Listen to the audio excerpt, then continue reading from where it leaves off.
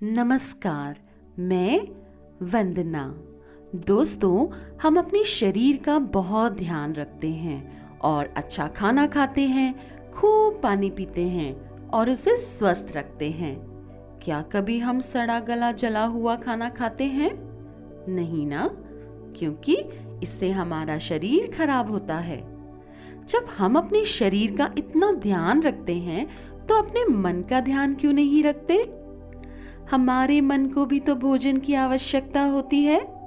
हमारे मन का भोजन होता है हमारे विचार और हमारी भावनाएं। दोस्तों, बहुत सी ऐसी भावनाएं हैं जो हमारे मन को बीमार कर देती हैं।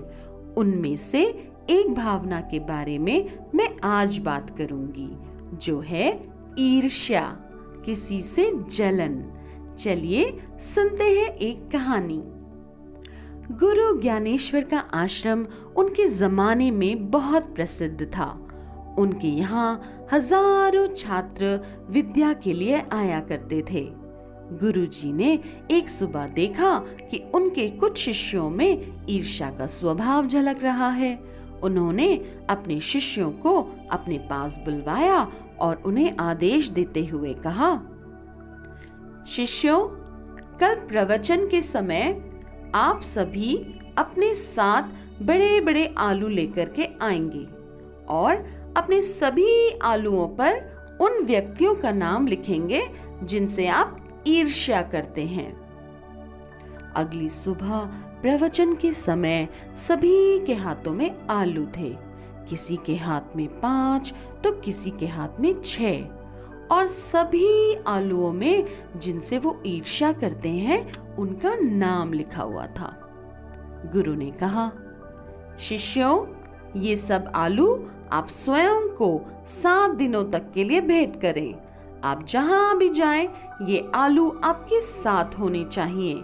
इसीलिए खाते पीते सोते जागते हर समय यह आलू आपके साथ रहने चाहिए।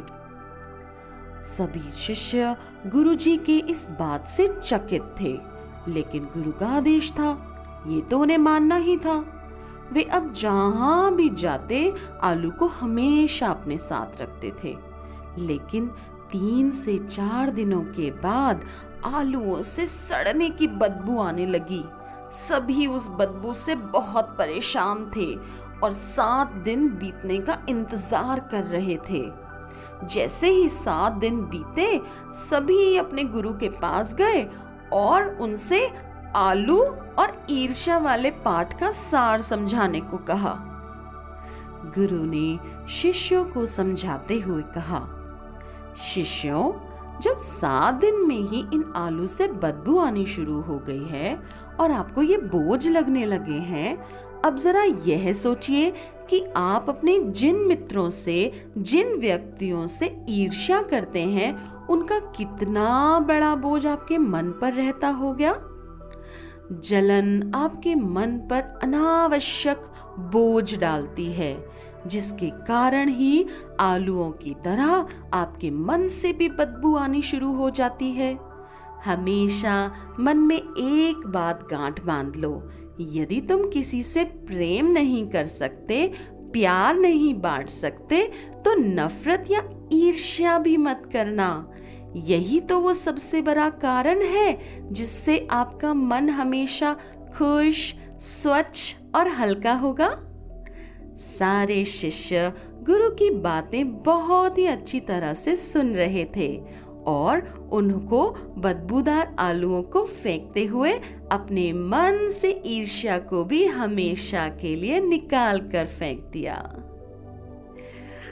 बस इतनी सी थी ये कहानी।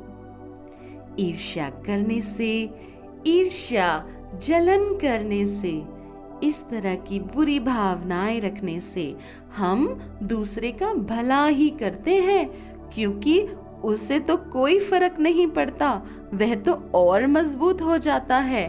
पर निर्बल कौन होता है? हम। इसका हमारे शरीर पर भी बहुत बुरा असर होता है, बीमारियां घेर लेती हैं। तो क्यों ना निर्बलता को छोड़कर ऐसी भावनाएं छोड़कर क्यों ना अच्छी भावनाओं के द्वारा बलवान और खूबसूरत बने। तो आज से ही शुरू करते हैं। मैं जानती हूँ आप बहुत बलवान, मजबूत और खूबसूरत हैं। सुनने के लिए आपका धन्यवाद। आती रहूंगी मैं, आपकी वंदना।